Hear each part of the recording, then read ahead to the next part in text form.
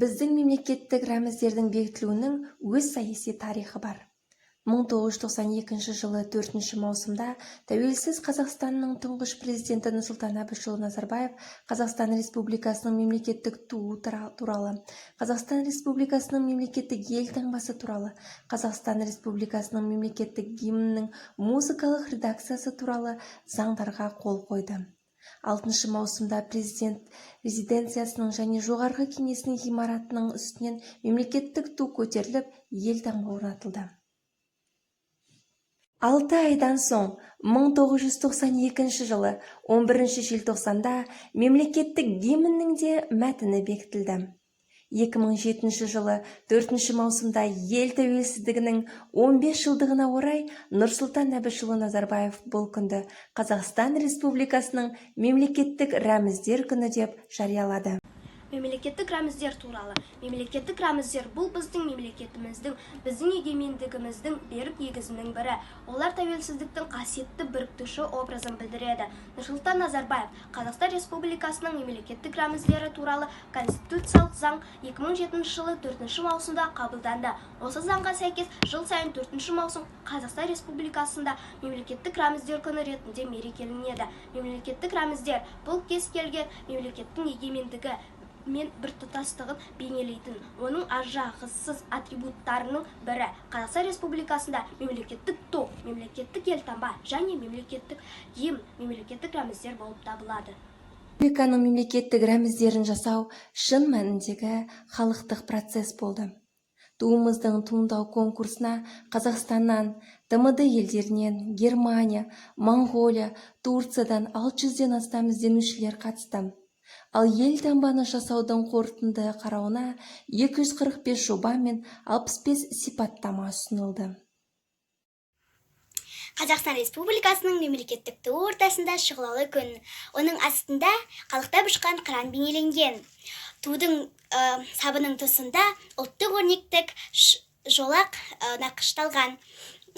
Күн шұғыласы, қыран және ұлттық өрнек бейнесі алтын түстес. Қазақстан Республикасының мемлекеттік туы авторы Қазақстан Республикасының еңбек сіңірген қайраткері Шәкен Ниязбеков. Хотелось бы вспомнить несколько моментов, творческих моментов, как я его создавал. Прежде всего, главным для меня был этот цвет флага. Я выбрал голубой цвет, думая о том, наше государство многонациональное, все народы, которые проживают в нашей республике, равны. Небо и небесный свод, он неделим. Он ко всем одинаков. Поэтому я выбрал голубой цвет. Ну какое же голубое небо без солнца? Дал солнце. Долго пришлось думать, а какой должен быть Казахстан?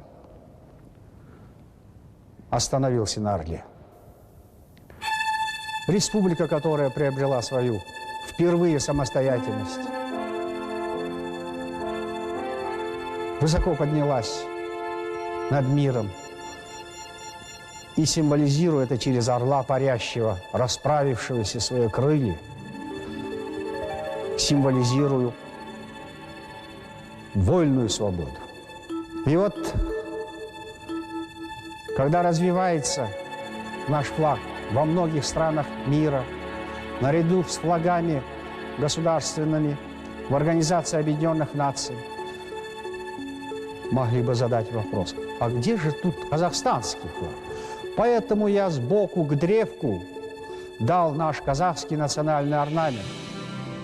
Қазақстан Республикасының мемлекеттік елтаңбасы. Қазақстан Республикасының мемлекеттік елтаңбасы дөңгелек нысанды және көгілдір түс аясындағы шаңырақты түсіндіре бейнелеген. Шаңырақтың айналасында күн сәулесіндей тарап уықтар шаншылған. Шаңырақтың оң жағы және сол жағында аңыздардағы қанатты пырақтар бейнесі орналастырылған. Жоғарғы бөлігінде 5 бұрышты көлемді жұлдыз, ал төменгі бөлігінде Қазақстан деген жазу бар. Жұлдыздардың, уықтардың, шаңырақтардың және де аңыздағы қанатты пырақтардың, сондай-ақ Қазақстан деген жазу алтын түстес.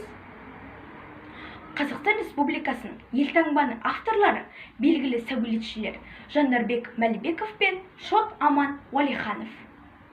Мемлекеттік елтаңба авторларының бірі Шота Уәлиханов шаңырақты түсінде көріпті. Екінші автор Жандарбек Мәлібеков елтаңбаны жасау барысында Кемал Әбішевтің «Алтын адам» кітабына жүгіне отырып, қанатты пырақтың аңыздық бейнесін көшпенді адамның күшінің нышаны ретінде алады. Мемлекеттік елтаңбаның басты нышандық белгісі уықтар көтерілген шаңырақ болып табылады.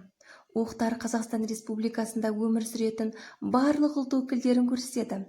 Яғни Қазақстан Республикасында өмір сүретін 130-дан астам ұлт өкілдері бір шаңырақтың астында тату-тәтті өмір сүріп жатыр дегенді білдіреді. Компоненттің келесі бір басты көрінісі ай мүйізді алтын қанатты қос пырақ. Пырақ киелі шаңырағымызды бәле-жаладан қорғап тұр дегенді бейнелейді. Елтаңбаның жоғарғы бөлігіндегі 5 бұрышты жұлдыз бар. Ол тәуелсіз еліміздің құшағы 5 құрлықтың өкілдеріне айқара ашық дегенді бейнелейді. Тәуелсіздіктің басында 1992 жылы республиканың гимнінің мәтіні мен әуеніне конкурс жарияланды. Мәтіндік конкурста 4 белгілі қазақ ақындары Мұзафар Әлімбаев, Қадыр Мырзалиев, Тұманбай Молдағалиев және Жадыра Дәрібаева жеңіске жетті. Ал оның музыкасы ретінде бұрынғы қазақ КСР-ның әнұранының музыкасын қалдыру туралы шешім қабылданды. Осылайша 1992 жылы көрнекті қазақ композиторлары Латиф Хамиди, Мұқан Төлебаев және Евгений Брусиловскийдің музыкасына жазылған көне жаңа әнұран жасалды. Елдің жаңа әнұраны туралы мәселе тұңғыш президент Нұрсұлтан Әбішұлы Назарбаевтың бастамашылығымен 2006 жылы 6 қаңтарда ел парламентінің Сенат пен Мәжілісінің отырысында қаралды. Нұрсұлтан Әбішұлы Назарбаев танымал әннің мәтініне қазақ халқының тәуелсіздігі үшін күресін мадақтайтын өзгерістер енгізіп, гимннің бірлескен авторы болды. 1956 жылы Шәмші Қалдаяқов көрнекті ақын Жұмекен Нәшімендиевтің сөзіне жазылған ән 2006 жылы 11 қаңтарда тұңғыш рет мемлекеттік әнұран ретінде орындалды. Қазақстан Республикасының мемлекеттік гимні.